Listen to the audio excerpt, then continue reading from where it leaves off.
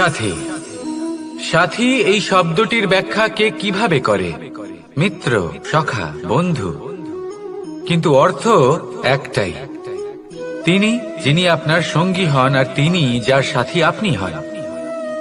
এবার সব থেকে বড় প্রশ্ন হলো এটাই যে তিনি কে হতে পারেন যাকে আপনি আপনার সাথী বলে মেনে নিতে পারেন, নিজের সখা, নিজের মিত্র, নিজের বন্ধু মেনে নিতে পারেন।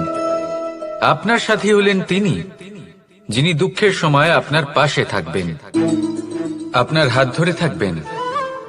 আপনার সাথী হলেন তিনি যার হাত আপনি নিজের সুখের দিনে ধরে থাকবেন। সেই সাথীরই হাত ধরুন যিনি দুঃখে সবসময় আপনাকে সাহায্য করার জন্য তৎপর হয়ে থাকেন, আপনার পাশে থাকেন, আর যাকে সুখের দিনে আপনি আপনার সাথে রাখতে পারেন। আর যখন আপনার সাথে আপনার এই সাথী থাকবে তখন আপনি এটা বুঝবেন যে যখন জীবনে দুঃখ আসে তখন এই দুঃখ কমে যায়, সবার মধ্যে ভাগ হয়ে যায়। আর যদি তখন সুখ আসে তাহলে সেটা সবার উপস্থিতিতে আরো বেড়ে যায়। এটাই হলো প্রেম, এটাই হলো ভালোবাসা, এটাই হলো সঙ্গ। যেমন সম্পর্ক আমার আর রাধার মাঝে। তাহলে আসুন আর আমার সাথে ভালোবেসে বলুন, রাধা রাধা। মানুষ জীবনে তিনটি কাজ অবশ্যই করে থাকে, কিছু দান করে, কিছু গ্রহণ করে, আর কিছু ত্যাগ করে দেয়। এটাও ভাবতে থাকে যে এটা করলে কিভাবে করবে। দেবার জন্য পর্যাপ্ত ধন নেই, নেবার জন্য সংসারে অত স্নেহ নেই, আর ত্যাগ করার জন্য জীবনে এত সুখই নেই, তাহলে কিভাবে করবে? আসলে আমরা বস্তুগত চাহিদা অর্জনে এত ব্যস্ত হয়ে পড়ি যে আমরা বুঝতেই পারি না যে কি নেবার আছে, কি দেবার আছে, আর কি ত্যাগ করার আছে। তাহলে আজ আমি আপনাকে বলেই দিই, মনে রাখবেন এই তিনটে গুরুত্বপূর্ণ গুণ, তিনটে গুরুত্বপূর্ণ কথা।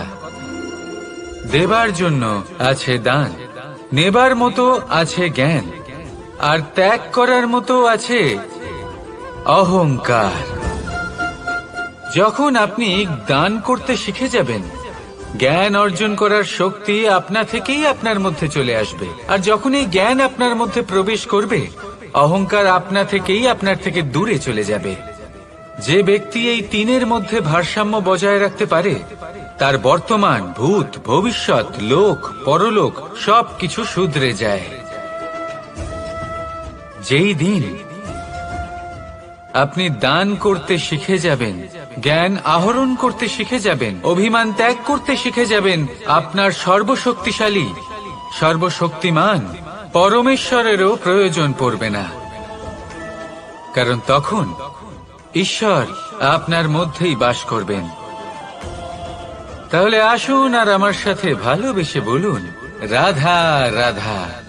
প্রেম এই সংসারে এসেছিল এই সংসারকে প্রেমের শিক্ষা দেওয়ার জন্য, এই জীবনের সুখের অনুভূতি আসলে কি তা শেখানোর জন্য।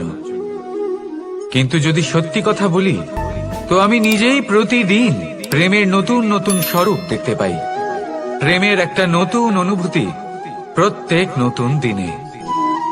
আর তার কারণ হলো এই প্রেম অনন্ত, এ হলো দৈব। প্রেম হলো এই সংসারের সব থেকে বড় ঢাল এবং সব থেকে বড় অস্ত্র। এই প্রেম ছাড়া না কোনো ন্যায় হয় আর না কোনো শাস্ত্র, না জীবন আছে আর না অন্ত। এবার যদি এই প্রেম মনের মধ্যে বাস করতে শুরু করে তাহলে কখনো কোনো সমস্যাই হবে না, আর যদি হয়েও থাকে তাহলে তা স্থায়ী হবে না। এই প্রেম কি না করতে পারে?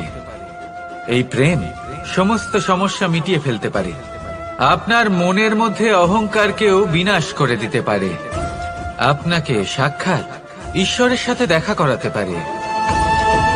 তাই প্রেমের দ্বারা প্রয়াস করতে থাকুন এই সংসারের প্রত্যেক মানুষকে, প্রত্যেক বস্তুকে, প্রত্যেক জীব জন্তুকে ভালোবাসবেন। আর এই প্রেমের দ্বারাই বলুন, রাধা রাধা।